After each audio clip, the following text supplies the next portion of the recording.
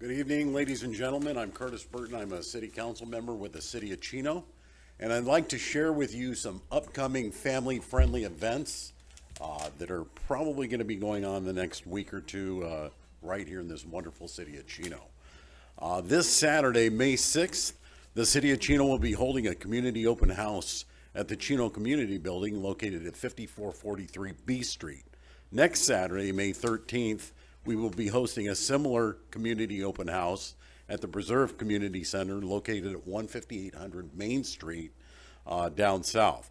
Both events will give our community members the opportunity to come together and help plan Chino's future as we collectively proceed with the Chino General Plan update. There's going to be a barbecue lunch, photo booths, a coloring station. All this stuff will be available down there. For all questions, please go to the City of Chino website and they'll be able to answer that. We invite students and their families to come out to Chino Bike Day on Saturday, May 13th from 7:30 to 11 o'clock a.m. at Ayala Park, located at 5575 Edison. This is a free event that allows participants to enjoy a 15-mile community bike ride, a bicycle safety workshop, and a 2-mile family-friendly bike ride. Refreshments and raffles will also be provided throughout the morning, and you can find out more information on our website as well. On Monday, May 15th, the Chino Youth Museum will host the Spring Bingo Bash at Brinderson Hall, located at 5410 Edison. The Chino Museum is a wonderful local museum that is visited by our students and families from the region. By attending this event, you'll be supporting the museum. The doors are going to open at 5:15 with dinner at 5:30, and bingo is going to start at 6:30. Register and purchase tickets at the Chino Youth Museum located at 13191 6th Street, or for many locations throughout the city. The tickets are $30 and $25 for those that are 55 and older. So, Board Member Monroe, you can go to that at a cheaper rate. Lastly, please note that Chino City Hall will be closed on Monday, May 29th in observance of Memorial Day. City Hall will reopen the following day, Tuesday, May 30th at its regular operating hours of 7:30 to 5:30. We encourage everyone to come out on Monday, May 29th at 10 a.m.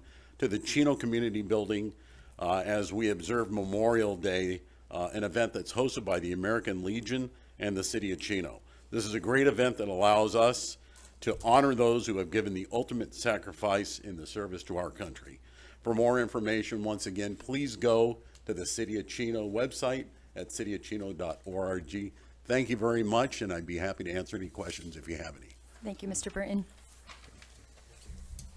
Gloria Ciccarelli, followed by Virginia Renteria, followed by Misty.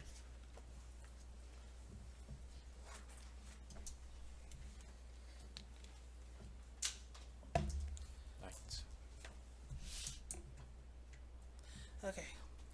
Last week and the week before, we were told that we can only speak to the board and not the crowd. So today I wanted to take a break from the regularly scheduled discussions on the erasure of black voices in this district to address something that has been on my mind since after the first meeting I attended. It's important for elected officials to understand how their constituents see them, but I don't think that some of you guys understand how you're coming across to those that are watching you either in this room or online. So I thought I would help you understand, so going forward, you are under no delusions on what people think of you and your demeanor up here. Member Na, I'm not sure that I understand what you think will happen to you and your people in this district once you guys are done erasing me and mine.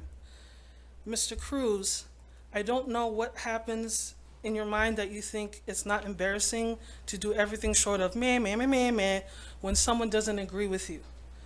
Ms. Shaw, I applaud you for your dignity and grace to be able to take the heat, but I think that you may be a little over your head based on who put you up there in the first place.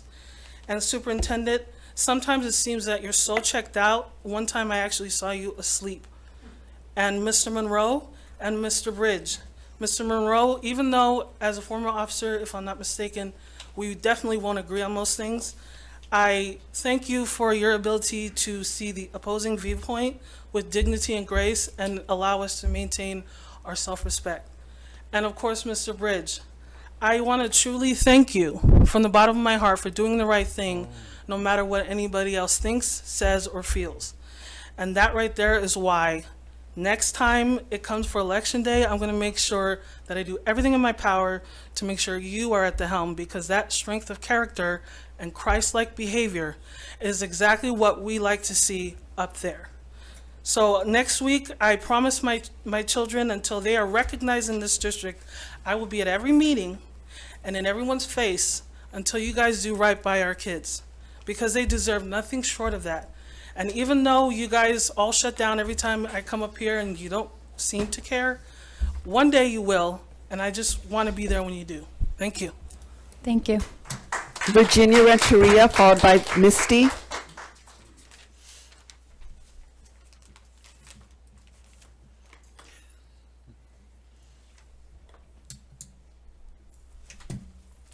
Good evening, Board. And I just want to say that it's truly amazing, the kids that were up here.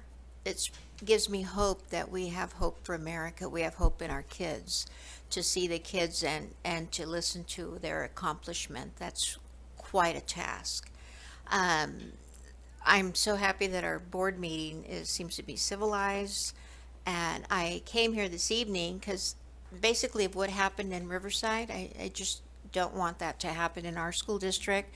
I understand Chino Hills High School has had a couple of problems, so somehow our board, we need to get something together, whether it be parent volunteers to go at lunch times and stand there, because even though when they have fights on the campus, kids, they don't jump in, they just whip out their little cameras and they're just videotaping.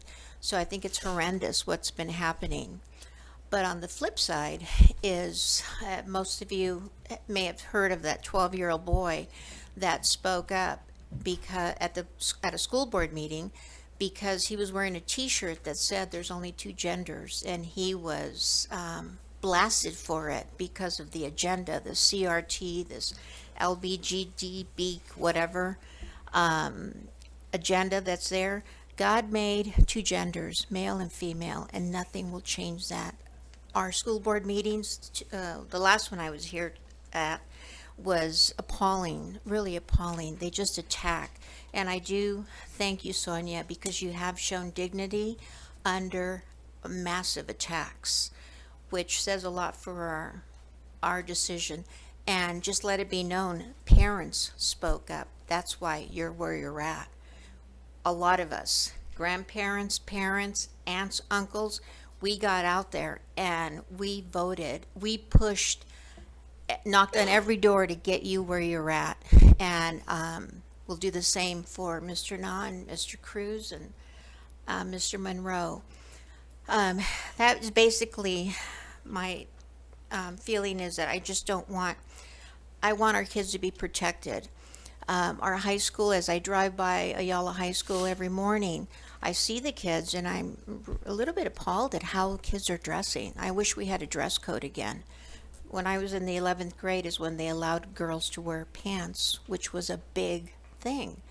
We've gone from that to where we have now, where you see kids going to school dressed like they just rolled out of bed, or even worse. So I don't know if we can do, if our board can do anything, but can you imagine if Chino Valley Unified School District kids actually would dress up? I used to be a manager for a lot of years, and I would talk to my employees, when you dress Thank like you. a professional. Thank you. Thank you. Misty.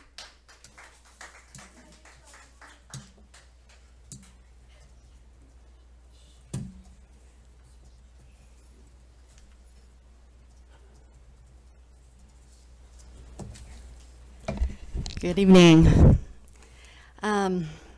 I heard something today in a podcast, and it stuck with me, and I've been thinking about it throughout the day, and I thought I would share. The person said, "We believe what we want to believe." And if you think about that, and we ask ourselves, what do we believe? Do we really believe truth? Or are we just telling ourselves stories that fit an agenda? There's been a lot of stories about some of you board members. And is that truth? Or is that just what we want to believe because it fits our story? I believe, and I want to believe, that we have an amazing board here in front of me. All of you, I know, are hardworking. I see you going to events and supporting our youth, our students, and I see amazing things from this board. And I believe that. And I hope that other people want to believe that. Because if they want to believe, then they can, and they will. And that is going to change the way that all of our school board meetings go. Because we're not trying to find the bad and the doubt and the negative. The story has been written about many of us in the audience here that we are racist, that we are transphobic, that we are whatever, against blacks, and we hate CRT and this and that and whatever. That's a story, and that's what they want to believe, okay? I have a transgender cousin, male to female. I love my cousin. I love my cousin. I want what's best for her. But that doesn't mean that I want my kids to be indoctrinated. I had a patient today, transgender, female to male. I didn't treat her any different. We had great conversations. We were talking the whole time. You would never know that there was nothing in between us. So I feel like there's the stories that are being written because people want to believe these stories. And I'm just out here, I just wanted to say that we need to think about the truth.